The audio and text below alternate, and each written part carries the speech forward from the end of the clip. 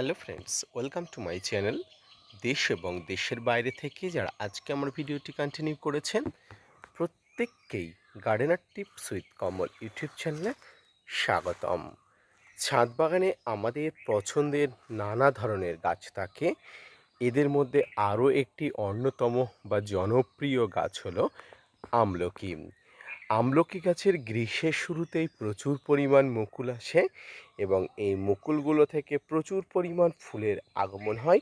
এখান থেকেই কিন্তু নতুন নতুন ফলের আগমন দেখা যায় এবং এই মুহূর্তে ছাদ বাগানে আমলকি গাছের প্রচুর মুকুল চলে এসছে।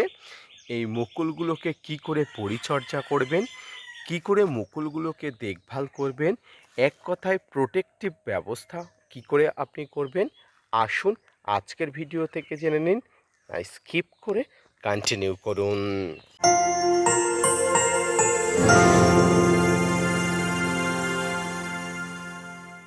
সম্মানীয় দর্শক এবং শ্রোতা বন্ধুরা, দেশ এবং দেশের বাইরে থেকে যেখান থেকে আজকে আমার ভিডিওটি কন্টিনিউ করেছেন, প্রত্যেককে নমস্কার, সালাম আদাব জানিয়ে আজকের ছোট্ট উপস্থাপনাটি শুরু করছি। সাধারণত গ্রীষ্মের শুরুতেই আমলকি গাছের প্রচুর পরিমাণ মুকুল আসে। তবে আমলকি গাছের মুকুল আসলেও এই মুকুল থেকে কিন্তু বেশিরভাগ মুকুল ঝরে পড়ে। মনে রাখবেন, আপনার ছাদ বাগানের একটি ম্যাচুরিটি থাকা আমলকি গাছকে যদি আপনি খুব গুরুত্বপূর্ণ পরিচর্যা না করতে পারেন, তাহলে সমস্ত ফুলগুলো ঝরে পড়বে। এখন কথা হলো, মুকুল আসা থেকে শুরু করে প্রস্ফুটিত বা মুকুল থেকে গুটি আসা পর্যন্ত আপনি কি কি পরিচর্যা করতে পারবেন বা কি কি করতে পারবেন না। প্রথমেই বলি, এই যে গাছগুলোতে মুকুল আসার পরবর্তী সময়ে আপনার গাছের গোড়াতে জলের বন্দোবস্ত কিন্তু সঠিকভাবে করতে হবে। জল একদিকে যেমন অতিরিক্ত দিলে চলবে না, অন্যদিকে তেমনি কিন্তু জল কিন্তু কম দিলেও চলবে না, অর্থাৎ একটি মিডিয়াম কোয়ালিটির জল দিতে হবে। গাছের গোড়াটা কিন্তু ময়শ্চারাইজ রাখতে হবে, যাতে করে কোনো প্রকার জলকষ্টজনিত কারণে এই যে আমলকি গাছের ফুলগুলো ঝরে না পড়ে।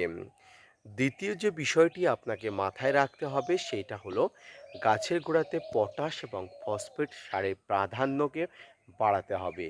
মনে রাখবেন, পটাশ এবং ফসফেট সার এই মুহূর্তে ছাদ বাগানে আমলকি গাছের জন্য অত্যন্ত গুরুত্বপূর্ণ। তাই পটাশ এবং ফসফেট সার বাড়াতে হবে। গাছের গোড়াতে এসএসপি সিঙ্গেল সুপার ফসফেট এবং এসওপি অর্থাৎ সালফেট অফ পটাশ অথবা এমওপি মিউরেট অফ পটাশ কিন্তু ব্যবহার করতে হবে। প্রতি 7 দিন অন্তর অন্তর গাছের গোড়াতে আপনারা রাসায়নিক পটাশ হিসাবে এমওপি বা এসওপি ব্যবহার করবেন, অথবা আপনারা গাছের গোড়াতে আপনারা ব্যবহার করবেন এসএসপি অর্থাৎ সিঙ্গেল সুপার ফসফেট। এই এমওপি বা এসওপি প্রচুর পরিমাণ গাছের শক্তি বৃদ্ধি করে, রোগ প্রতিরোধী করে তোলে এবং এসএসপি মাটির গভীরে গিয়ে গাছকে প্রচুর পরিমাণ খাবার প্রদানে সাহায্য করে, খাবার তুলে আনতে সাহায্য করে। এবারে হলো, আমলকি গাছ অত্যন্ত গুরুত্বপূর্ণ। আমলকি গাছ প্রচুর পরিমাণ যেমন ফুল আনে, তেমনি প্রচুর পরিমাণ ফুল ঝরে পড়ে। আর এই ফুল ঝরে পড়া যাতে কম হয়, তার জন্য আপনাকে ব্যবহার করতে হবে একটি ভালো মানের মাইক্রোনিউট্রিয়েন্ট। মাইক্রোনিউট্রিয়েন্ট আমরা প্রত্যেকেই চিনি। মাইক্রোনিউট্রিয়েন্ট মানে গাছের প্রত্যেকটি ফুলকে প্রস্ফুটিত করা, প্রত্যেকটি ফুলকে পলিনেশন করা এবং ফুল থেকে মুকুল প্রস্ফুটিত করে গুটি আসার মতো একটা কার্যকরী অবস্থাকে তুলে ধরা। সেই জন্য গাছে প্রতি 15 দিন অন্তর অন্তর বা 1 সপ্তাহ অন্তর অন্তর আপনাকে ব্যবহার করতে হবে মাইক্রোনিউট্রিয়েন্ট। বাজারে বিভিন্ন ধরনের মাইক্রোনিউট্রিয়েন্ট পাওয়া যায়। আমি মূলত মাইক্রোনিউট্রিয়েন্ট হিসাবে ওয়াটার সলিউবল অর্থাৎ জলে গোলা 20% বোরনের কথা বলবো। এছাড়া আপনি কিন্তু মোবোবিন ব্যবহার করতে পারেন। এই ধরনের মাইক্রোনিউট্রিয়েন্টগুলো কিন্তু জলে ভালো করে গুলে নিয়ে স্প্রে করতে হয়। এতে কিন্তু ফুল ঝরে পড়ার প্রবণতা অনেক অংশে কম হয়। সুপ্রিয় দর্শক মণ্ডলী, এইভাবে গাছের গোড়াতে কিন্তু পটাশ, সিঙ্গেল সুপার ফসফেট এবং মাইক্রোনিউট্রিয়েন্টের ঘাটতি কিন্তু পূরণ করা হয়। এবার আসি গাছে কীটনাশক এবং ফাঙ্গিসাইডের ব্যবহার। দেখুন, গাছে এই মুহূর্তে প্রায় 100% ফুলগুলো প্রস্ফুটিত হয়ে গেছে। তাই কীটনাশকের ব্যবহার করার কোনো প্রশ্নই ওঠে না। তবে ফাঙ্গিসাইডও ব্যবহার করা যায়, তবে সেটি কিন্তু সন্ধ্যার পর মুহূর্তে। সন্ধ্যার পর মুহূর্তে এসে আপনার ছাদ বাগানে ফাঙ্গিসাইড একবার করে স্প্রে করা উচিত। তবে ফুল আসা শুরু হওয়া মাত্রই গাছে একবার করে ফাঙ্গিসাইড এবং কীটনাশকের স্প্রে দেওয়া উচিত। এই মুহূর্তে গাছের গোড়াতে কীটনাশক দিতে চাইলে ইমিডাক্লোপিড গ্রুপের কীটনাশক, সাইপারমেট্রিন গ্রুপের কীটনাশক, ডাইমাটের 30% কম্পোজিশনের কীটনাশক, বাংলাদেশি বন্ধুরা নাইট্রো বা সবিকরণ 425 ইসি কম্পোজিশনের কীটনাশক আপনারা ব্যবহার করতে পারেন। এবং ফাঙ্গিসাইড হিসাবে সাপ, ম্যানসার, Bavistin, Ridomil Gold, Blitox, blue copper, M45, Amistar top, Antracol, blue copper এই ধরনের ফাঙ্গিসাইডগুলো প্রতি লিটার জলে 1 থেকে 1.5 গ্রাম নিয়ে আপনারা ব্যবহার করবেন নির্দিষ্ট হারে, একদম সকালে, না হয় কিন্তু পড়ন্ত বিকালে। ছাদ বাগানে আমলকি গাছ একটি গুরুত্বপূর্ণ গাছ, সেন্সিটিভ একটি গাছ। অতিরিক্ত ফুল ঝরে পড়ে, তাই কিন্তু গাছগুলো যত ম্যাচুরিটি করতে পারবেন, এক কথায় গাছে তত ফুল আসবে। আমার যে গাছটি দেখতে পাচ্ছেন, গাছটির বয়স মোটামুটি 3 বছর। জানি না এবছর কতটা ফুল ধরাতে পারবো।